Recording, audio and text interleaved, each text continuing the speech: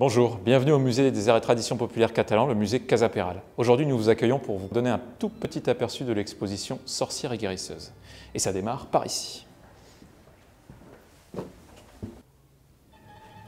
Dans cette salle, nous parlons de la partie la plus sombre de l'histoire des sorcières. C'est tout ce qui a concerné les procès en sorcellerie, ce qu'on a appelé la chasse aux sorcières. Alors pourquoi la chasse aux sorcières et non pas aux sorciers? Parce qu'effectivement, plus de 80% des personnes qui ont été accusées de sorcellerie ont été des femmes.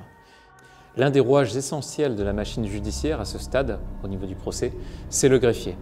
Son rôle, c'est de coucher par écrit tout ce qui est dit lors de la procédure, tout ce qui passe dans la salle de procès. Grâce à son travail, aujourd'hui, on dispose d'archives sur ces procès en sorcellerie. Alors, ce n'est pas pour autant que les historiens ont la tâche facile, parce que ces archives sont largement incomplètes. On ne saura jamais le nombre de victimes exactes de ces procès. Certains juges pouvaient très bien grossir le nombre de procès qu'ils avaient instruits. Certaines archives ont même été totalement brûlées en même temps que les accusés qui ont été condamnés lors de ces procès. La silhouette sinistre que vous voyez derrière moi, c'est le juge, c'est l'inquisiteur. La procédure judiciaire est menée par des religieux, en l'occurrence l'ordre des dominicains.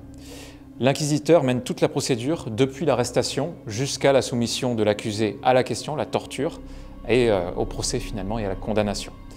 À Perpignan, les accusés en sorcellerie ont aussi été traduits en procès et elles ont été incarcérées pour beaucoup dans l'ancienne prison de l'Inquisition qui était à proximité de l'actuel couvent des Dominicains. Cette prison était appelée la Murada. Il en reste très peu de traces aujourd'hui. L'acteur principal de ce procès, c'est bien sûr l'accusé.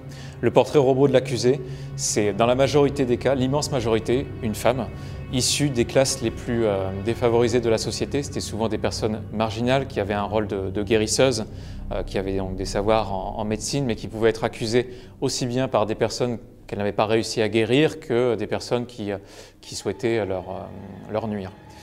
Qui dit sorcière dit chapeau pointu. Et pourtant, cette image s'est imposée très récemment dans les imaginaires. Ça vient des illustrations du 19e siècle autour des contes de Grimm, etc.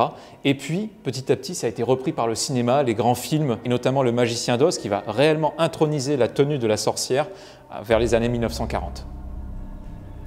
Autre objet emblématique de la sorcière, incontournable, c'est le balai magique, le balai volant. Ce balai qui était censé emmener les sorcières, les emmener depuis leur maison jusqu'au grand lieu de rassemblement où elles se retrouvaient pour faire toutes leurs orgies, leurs mixtures, etc. Tous les rites maléfiques. Ce qui est intéressant, c'est leur symbolique. C'est un objet qui au départ est anodin, c'est le balai, c'est l'emblème de la femme attachée au foyer. Et c'est justement par cet objet du quotidien qu'elle était accusée de pouvoir s'extirper de cette sphère domestique et d'aller vaquer à d'autres occupations maléfiques. Dans cette vitrine, nous avons voulu montrer qui se cachait derrière ces accusations de sorcellerie.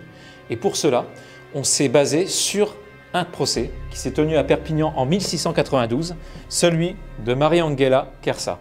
Maria-Angela Querça était une guérisseuse qui a été accusée par une de ses anciennes clientes de l'avoir empoisonnée. Et celle-ci l'a dénoncée à la justice en disant qu'elle l'avait vu déjeuner avec un crapaud sur la table et avoir une belle conversation avec lui. Et à l'époque, ça avait suffi pour traîner Maria-Angela Querça devant les tribunaux. Grâce au travail des huissiers de justice qui ont été particulièrement méticuleux, on sait quelles substances étaient présentes dans l'atelier de Maria-Angela Querça, aussi bien les plantes que les substances diverses et variées, animales, minérales, etc., qu'elle utilisait pour faire ses remèdes.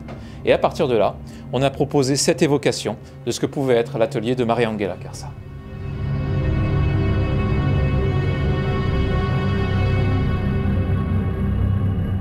Voilà, nous espérons que cette découverte de l'exposition Sorcières et guérisseuses vous aura plu, qu'elle vous aura donné envie de venir la découvrir vous-même, et nous souhaitons vous accueillir très prochainement au musée Casa Peral Castillé.